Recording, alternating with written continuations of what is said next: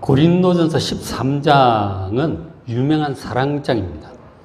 예수님께서 하나님의 사랑과 이웃 사랑이 모든 하나님 말씀에 대해 강령이라고 그러셨잖아요.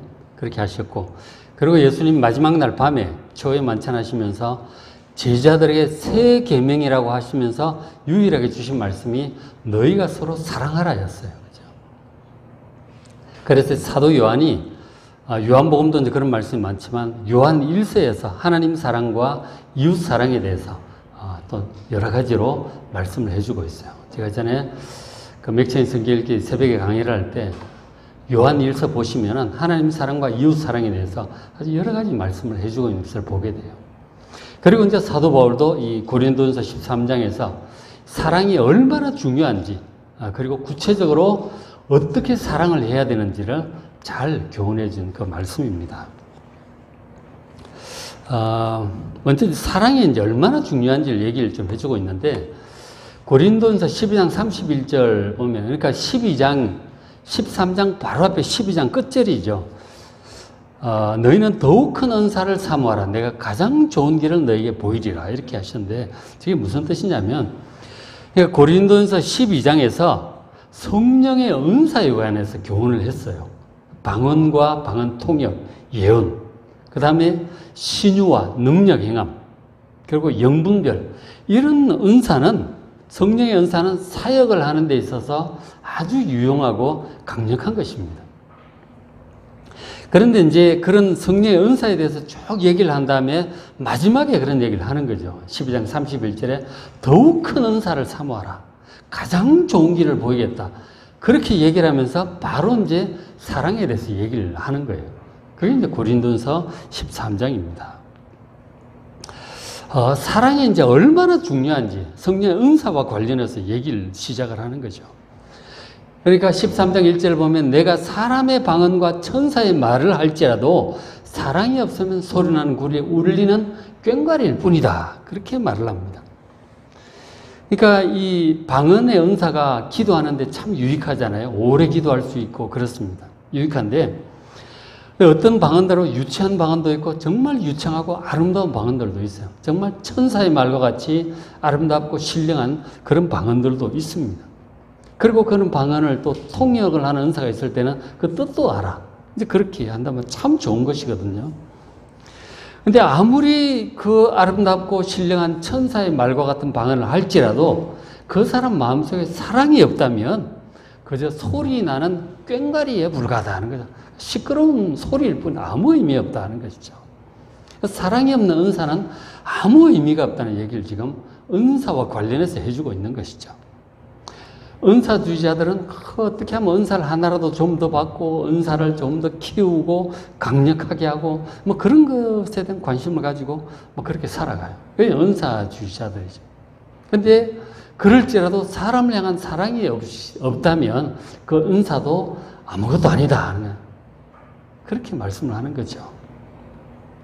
그리고 이제 은사 중에 예언의 능력이 있어요. 예언하는 능력. 이 예언이라고 하는 것은 뭐 앞날을 꼭 알아맞춘다는 뜻이 아니라 하나님께로부터 기도하고 묻고 응답받고 그래서 이제 비밀들을 이제 알게 되는 것이죠. 그러니까 하나님의 그 오묘한 깊은 섭리도 깨닫게 되고요. 그 다음에 복잡다단한 인생사에 대한 아주 깊은 통찰력 이런 것들도 있고요. 그리고 영적인 세계에 관한 어쨌든 이 모든 비밀과 지식을 아는 게 예언의 은사예요. 또 굉장히 좋죠. 사역에 굉장히 유용합니다. 목사님들 같은 경우는 이제 이런 예언의 은사들이 많이 있죠. 이런 것들을 보는 것들을 이제 주시는 거죠. 그런 것들이 참 좋습니다. 굉장히 유용해요. 그리고 이제 그 믿음의 은사라고 하는 게 있죠. 우리가 보통 믿음으로 구원받는 그런 믿음에서 더 나아가서 우리가 어떤 큰 확신을 가지고 신념과 믿음과 큰 확신을 가지고 있기 때문에 어떤 일을 행하는 데 있어서 일이 클수록 장애물이 많잖아요. 태산과 같은 장애물들이 있어요.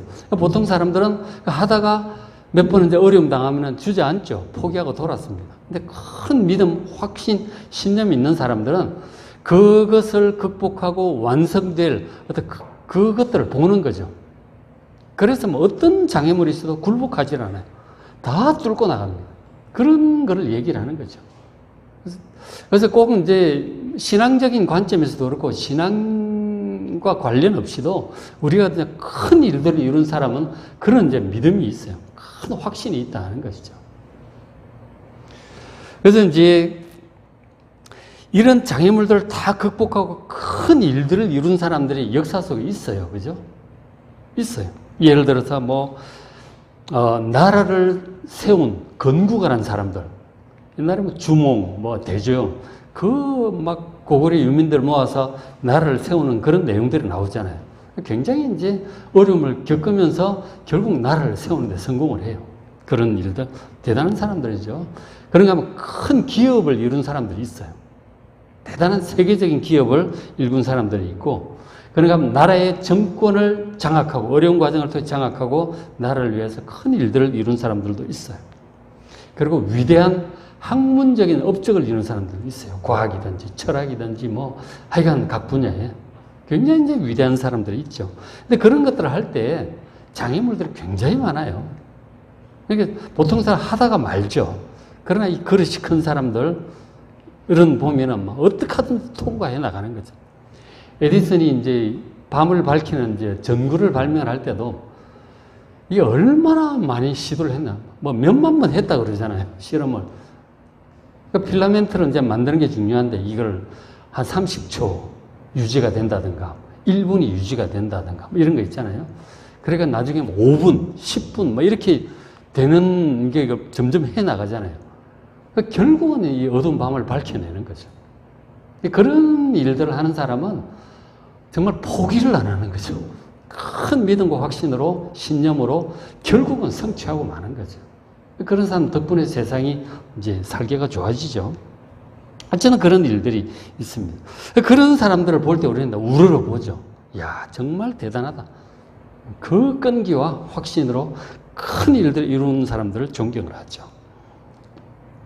근데 지금 그 원리가 보면 지금 말씀하시는 게 성령께서 지금 바울을 통해서 말씀하시기를 아무리 그런 큰 일들을 이루어도 사람들을 향한 사랑이 없다면 그것도 아무것도 아니다 그러시는 거죠. 그러니까 사람들을 진심으로 생각하는 마음으로 한 것과 어떤 자기 야망과 어떤 그런 것을 한 것은 다르다는 것이죠. 이제 저런 신앙과 조금 다른 얘기지만 상관없는 얘기긴 하지만 그래도 이제 좀 객관적인 원리가 있는 거죠. 그래서 이제 큰 일들을 이룬 사람들에 대한 역사적인 평가를 좀 보시면 그 사람이 정말 큰 능력이 있고 의지와 끈기로 큰 일을 이루었구나 하고 존경은 인정을 하죠. 야, 정말 대단하다. 그렇게 인정을 하면서도 존경은 별도의 문제인 거죠. 존경은 그가 이룬 큰 업적이 사람들을 위한 진심으로 한 것이라면 그런 왕이나 기업가 지도자는 사람들이 존경을 해요. 정말 사람들을 생각하고 사람들을 위해서 한 그런 중심을 가지고 한 것이라면 사람들의 존경이 이제 뒤따라가게 되는 것이죠.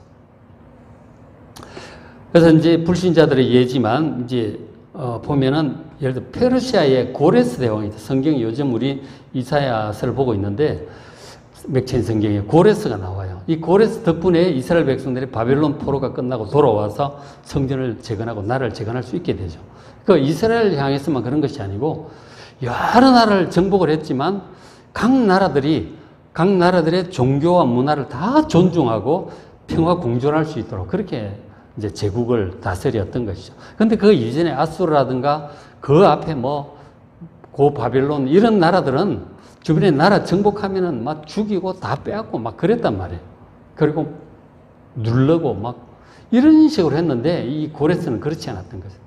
다 민족들을 존중하고 평화롭게 전쟁 없이 살 수 있도록 그런 세상을 이제 세워준 거죠. 그러니까 대왕이라고 하는 칭호가 처음 붙은 사람이 고레스 대왕이에요. 그런 사람, 알렉산더 대왕도 그런 면에서는 그랬죠. 물론 젊은 혈기로 했지만 기본적으로 철학적이고 민주적인 이 그리스 문명을 온 세상에 전파하려는 그런 생각을 가지고 있었어요.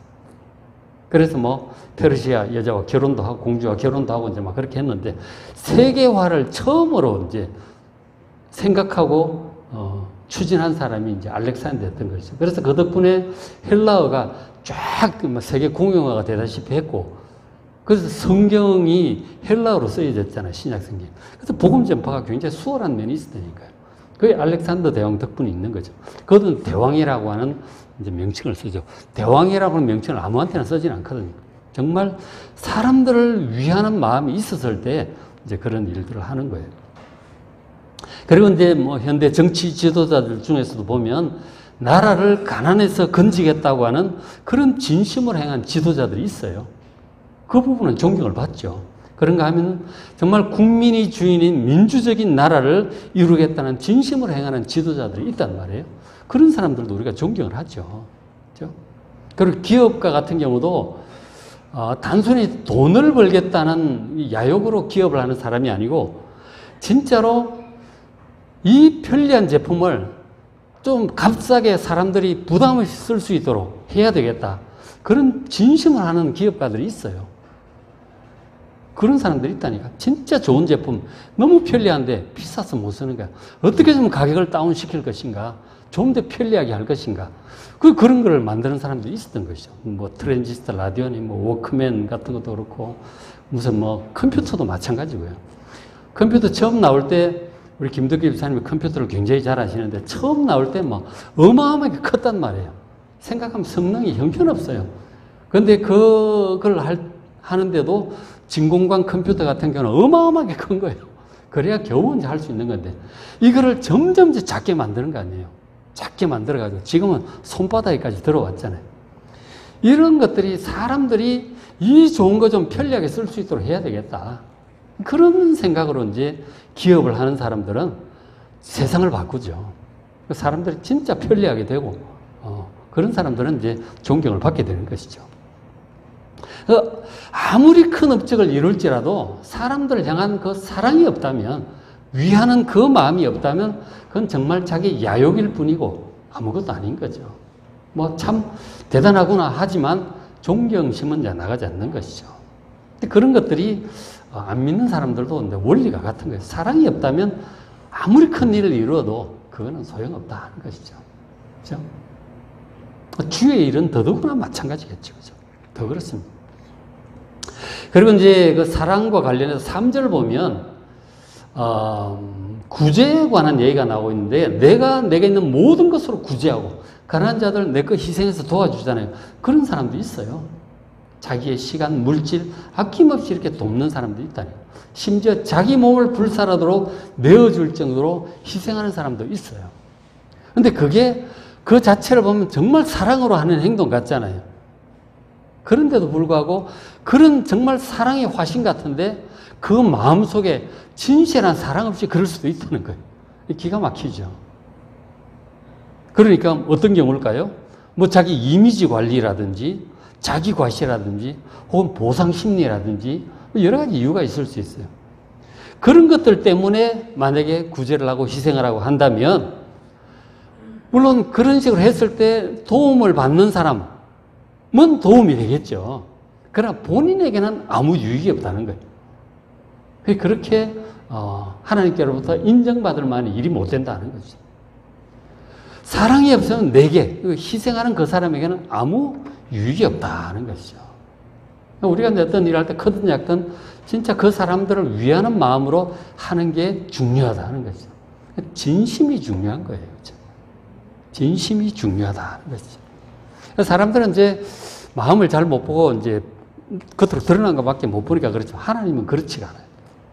마음을 보신다. 무슨 동기로 하는지를 보신다 하는 거죠. 그리고 사람들은 모두 나는 또 알죠. 다른 사람보다 내 자신은 아는 거예요. 나는 무슨 마음으로 하고 있는가? 이미지 관리인가? 보상 심리인가? 왜 내가 이런 일을 하는가? 정말 진심으로 사람들을 사랑하고 섬기는 마음으로 그런 일들을 행하시길 바랍니다. 그게 영원히 남는 거예요. 하나님께로부터 상급받는 거예요. 인정받는 것이다 하는 거죠. 그래서 사랑이 그렇게 중요하다는 얘기를 하는 거죠. 아무리 큰 업적을 이루고 큰 희생을 하고 무슨 일을 해도 사랑이 없다면 그것은 참 아무것도 아닌 게 될 수도 있는 거예요. 했지만 아무것도 안 남을 수 있다니까요. 정말 사랑이 중요합니다. 사랑으로 모든 일을 행하는 여러분 되시길 바랍니다. 자꾸 이제 신경을 써야 돼. 신경을 써야 돼. 그리고 이제 사랑의 중요성에 대해서 또 이제 이야기를 해주고 있는데, 그 4절부터 7절은 사랑의 구체적인 방법이에요. 실제적으로 행동을 해야 되는데, 그래서 사랑하라고 그러면 막연해요. 사랑 같은 뭐 연애할 때 뭐 그런 사랑의 감정, 뭐 그런 것만 떠올리는데, 사랑의 구체가 어떤 것인가? 부모가 자녀를 사랑하는 또 그런 사랑이 있잖아요.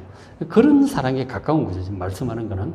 그래서 4절, 7절 내용은 다음 주에 다시 말씀을 드리겠습니다. 뒷부분은 이제 또 보면, 이 사랑의 8절 보시면, 사랑의 영원성과 완전성에 대해서 얘기를 해요. 8절에 사랑은 언제까지나 떨어지지 않는다. 떨어진다는 말이 뭘까요? 이 가다가 떨어지는 걸 얘기하는 거죠. 낙하하는 거죠. 쭉 이렇게 가야 되는데, 얘 활을 쐈으면 관역까지 딱 가야 되잖아요. 가다가 떨어져 버리는 거죠. 그 제대로는 목적을 이루지도 못하고 성과도 없는 거죠. 하다 마는 거니까. 사랑은 언제까지나 떨어지지 않는다 하는 거예요. 다른 표현으로는 패하지 않는 것이고 그치지 않는 거예요. 영원히 계속되는 거예요. 사랑은. 그러나 예언은 패하고 방언도 그치고 지식도 패하게 된다 하는 것이죠.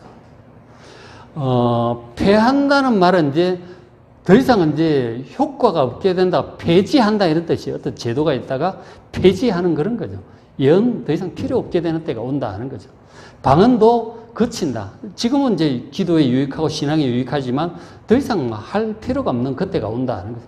지식도 마찬가지예요. 지금은 지식을 우리가 많이 아는 사람, 적게 아는 사람, 영적으로 깊이 아는 사람, 뭐 얕게 아는 사람, 심오하게 아는 사람, 뭐 다 차이가 있잖아요. 지식의 차이가 있지만 그 지식도 별로 중요하지 않게 되는 때가 온다 하는 거죠. 그게 언제일까요? 9절에 우리는 부분적으로 알고 부분적으로 예언한다. 물론 알고 예언하고 뭐 다 중요한데 그것도 부분적일 뿐이다 하는 거죠. 그러면 10절에 온전한 것이 올 때는 부분적으로 하는 것이 패지게 된다 하는 거죠. 그러니까 온전한 것이 올 때 그렇게 되는 거예요. 예언도 패하고 방언도 거치고 지식도 패하게 될 것입니다. 그러니까 온전한 것이 올 때가 언제일까요? 네? 예수님 재림. 자, 온전하다고 하는 것은 이 텔레오스라고 하는 이 단어는 그야말로 성숙한 거죠. 성숙하고 그 목표를 달성해서 이 완전한 걸 얘기하는 거예요. 완전함이에요. 성숙해서 목표를 달성해서 완전해지는 것. 그게 이 완전함, 온전함. 완전하다고도 번역하고 온전하다고 번역하는데 완전하다, 퍼펙트하다는 얘기예요. 그런 것이 언제 오느냐. 완전한 것이 오는 것이 언제냐 하는 거죠. 바로 아까 우리 강구사님 말씀하셨듯이 모든 것이 최고로 성숙해져서 목표가 달성되어 완전해지는 것은 바로 예수님의 재림을 통해서 이루어질 새하늘과 새 땅 그때를 지금 가리키고 있는 거예요. 그것이 온전한 것이 온다는 뜻이에요. 그때가 되면 더 이상 방언도 할 필요가 없고 예언도 할 필요가 없어요. 그러니까 그때가 되면 하나님과 천사들과 직접 소통하게 될 거라고요. 그러니까 무슨 방언 기도가 필요했고 무슨 예언이 필요했겠어요? 필요 없어요. 하나님과 직접 소통하고 다 천사들과 사람들과도 아주 깊이 있는 수준에서 소통하게 될 것입니다. 그런 거 필요 없죠. 그리고 이제 예언의 은사도 마찬가지죠. 더 이상 필요 없다 하는 거죠. 다 영적인 지식들도 다 알게 되는 거죠. 공개가 된다고 해야 되나? 다 알게 되는 거죠. 그래서 그때가 되면 그때 정말 필요한 것이 이 사랑인 거죠. 그때도 남고 영원토록 중요하고 필요한 것은 사랑이에요. 그때 남는 건 사랑이라니까요. 사랑을 여러분 잘 하셔야 돼요. 사랑을 잘 할 줄 모르면 새하늘과 새 땅에서 살아가는 게 어색할 거예요. 사랑이 아주 익숙해져야 돼요. 잘 해야 돼. 숙달이 돼야 된다고 그래야 되나요? 사랑이 너무 어색하잖아요. 잘 못해요. 그죠? 표현도 잘 못하고, 사랑한다는 표현도 잘 못하고, 그리고 겉과 속이 다르고, 진심이 잘 안 되고, 서로 마음을 잘 못 보니까 대충 이래 할 때도 많은 거죠. 진심 없이. 그 외식이 되고 위선이 되기도 하는데 진실한 사랑에 참 잘 못하는 거죠. 근데 그곳에서는 모든 게 100% 진실하게 되는 거죠. 진실한 사랑만 남게 되는 거예요. 거기서. 그 사랑을 많이 해보셔야 돼요. 잘 하셔야 돼요. 진실한 사랑을 여러분 많이 하면서 사시길 바랍니다. 그래야 새하늘과 새 땅에서 적응이 잘 돼요. 어색하지 않게 잘 살게 될 것입니다. 그걸 이제 이렇게 또 비유적으로 표현을 해주고 있는데 13장 11절에 이제 어린아이와 장성한 사람으로 비유를 해요. 그래서 지금 이 땅에서 살아가는 우리의 모습은 어린아이와 같다는 것이죠. 거기에 비한다면 새하늘과 새 땅에서 그 우리의 모습은 장성한 사람과 같다. 근데 그렇게 또 생각을 좀 해보라고 합니다. 우리의 구원이 완성된 그날 우리는 정말 장성한 사람처럼 될 것이다 하는 거죠. 그러니까 어린아이들을 생각을 하면 애들은 이 보고 듣고 생각하는 것이 좀 유치해요.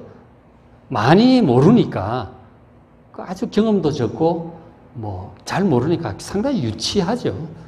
이건 아는데 저거는 모르는 거야. 그러니까 나이가 들수록 많은 요소들을 동시에 보게 되잖아요. 그 아이들은 모르는 것도 많고 지식도 경험도 적고 또 겁도 많아. 그죠? 어른들은 그렇지가 않아요. 그 어린 아이에 비할 때 어른들은 인생을 살아가는 데 있어서 웬만한 기본적인 것들을 다 알고 있죠. 그래서 결혼을 해서 애도 낳을 수도 있고 뭔가 책임감을 가지고 이끌어갈 수 있는 거죠. 가정을 이끌어갈 수 있고 직장에서 어떤 일 책임 맡아가지고 자기가 완결할 수 있잖아요. 자기 그 책임 내에서는 뭐 자기가 책임지고 할 수 있는 거죠. 그거 믿고 맡길 수 있고 그렇게 할 수 있죠. 어른하고 애는 상당히 다른 거예요. 애들은 못해 그런 거. 책임감, 그럼 일 맡길 수가 없어요. 너무 어설퍼. 그죠? 그런 것과 같은 것이죠. 지금 이 땅에서 살아가는 우리의 모습이 그런 유치한 어린아이와 같은 거예요. 물론 여기서 공부를 많이 하고 경험이 많아도 새하늘과 새 땅에 살아갈 우리의 모습에 비한다면 유치한 어린아이와 같은 거예요. 그래서 새하늘과 새 땅에서는 우리가 정말 온전한 사람, 장성한 사람으로 필요한 것들은 다 알고 있는 것이죠. 그리고 자신을 충분히 표현하고 실현하면서 살아가게 될 것입니다. 그리고 자기의 어떤 그 왕으로 다스리며 살아간다고 말씀하잖아요. 그 일을 충분히 할 수 있는 어떤 능력, 인내심, 판단력, 뭐 다 가지고 있는 거죠. 우리가 이 땅에서 겪으면서 많이 겪어왔잖아요. 그런 것들이 다 도움이 되는 거라고. 우리가 이제 온전한 자로 성장에 관한 그런 과정인 것이죠. 그래야 새하늘과 새 땅 하나님 나라에서 영원토록 완전한 모습으로 영원토록 왕으로 다스리며 살아가게 될 줄로 믿습니다. 지금 그런 말씀을 해주고 있는 거죠. 다시 보면 내가 어렸을 때에는 이 땅에서 우리가 살아가는 모습에서 말하는 것이 어린아이 같고 깨닫는 것이 어린아이 같고 생각하는 것이 어린아이 같고 모르는 게 너무 많아. 그러나 장성한 사람이 되어서는 어린아이를 버리듯이 우리가 새하늘과 새 땅에서는 이 땅의 삶을 돌아볼 때 참 내가 유치했다. 그렇게 생각하게 될 것입니다. 내가 그런 것도 몰랐구나. 하나님 마음도 잘 모르고 뜻도 섭리도 잘 모르고 사람들의 속도 잘 모르고 참 내가 유치했다. 그리고 의지도 약하고 뭐 흔들리고 돌아보면서 여러분 그런 생각하게 될 것입니다. 장성한 사람, 온전한 사람의 모습을 얘기를 해주고 있어요. 그리고 또 하나 이제 이 땅과 새하늘과 새 땅의 비유적으로 또 이렇게 얘기해 주기를 12절에 우리가 지금은 거울로 보는 것 같이 희미하나 그때는 얼굴과 얼굴 대해볼 것이다 하는 거죠. 이게 이제 무슨 뜻이냐면은 지금은 우리 거울이 아주 선명하잖아요. 그러나 옛날 1세기 때 거울은 지금 같은 이런 거울이 없었어요. 청동을 갖다가 반질반질하게 문질러서 이거 놋거울 같은 거 보면 그래도 좀 보이잖아요. 100% 평면이 안 되니까 우글우글하고 이상하죠, 얼굴이. 그렇죠? 그러니까 하면 그렇게 이제 기술이 지금 같지는 않을 테니까 얼굴을 보긴 보는데 희미한 거죠. 그리고 좀 정확한 평면도 아니니까 그렇게 보이는 거예요. 그러나 얼굴을 직접 보면은 뭐 확실하잖아요. 그죠? 그런 것입니다. 지금은 우리가 하나님에 대해서도 그렇고 예수님에 대해 천사들, 우리에 대해서도 내 자신의 마음, 다른 사람들의 마음을 볼 때 사람들의 존재를 느끼고 하나님 존재를 느낄 때 희미하게 아는 거예요. 어느 정도는 알지만 성경 말씀을 통해서 우리 영적인 경험을 통해 어느 정도는 알지만 희미하다는 거죠. 하나님에 대해서 그렇고 섭리에 대해서 그렇고 인생사에 대해서도 그래요. 그리고 다른 사람들에 대해서도 우리가 아는 게 희미해요. 잘 몰라. 아주 피상적으로 알 뿐이에요. 그 사람 그 깊은 마음속을 알 수가 없어. 근데 이제 지금은 우리가 부분적으로 알지만 그때는 이제 새하늘과 새 땅 온전한 것이 올 때 그때가 오면 주께서 나를 아신 것 같이 내가 온전히 알리라. 하나님은 우리를 온전히 아세요. 하나님은 선명하게 우리를 아세요. 그럼 우리는 하나님을 잘 모른단 말이에요. 희미하게 아는 거죠. 그러나 새하늘과 새 땅 그때가 되면 우리가 하나님도 온전히 알게 될 거라고요. 정말 좋지 않겠어요, 그죠? 다른 사람들도 우리가 온전하게 알게 될 거예요. 아, 저 사람은 이렇구나. 우리가 지금은 이제 사람들을 볼 때 피차에다 허물이 있고 뭐 잘 모르니까 오해도 하고 마음에 안 들고 그런 게 많죠. 근데 잘 보면 또 좋은 점도 많아. 각각 개성이 있잖아요. 그죠? 근데 그거를 새하늘과 새 땅에 이제 임해서 이렇게 나중에 보시면은 그 사람의 그 장점을 확실히 이제 보게 될 거예요. 캐릭터를. 야, 정말 좋은 사람이었구나. 그럼 왜 이 좋은 점만 안 보이고 내가 세상에 살 때는 그 안 좋은 것만 보였지? 아마 후회할 겁니다. 진짜 사람들이 다 멋있어. 아름답고 좋아요. 단점이 좀 몇 가지가 있어서 그것 때문에 자꾸 우리가 가려가지고 안 보이는데 그렇지 않다.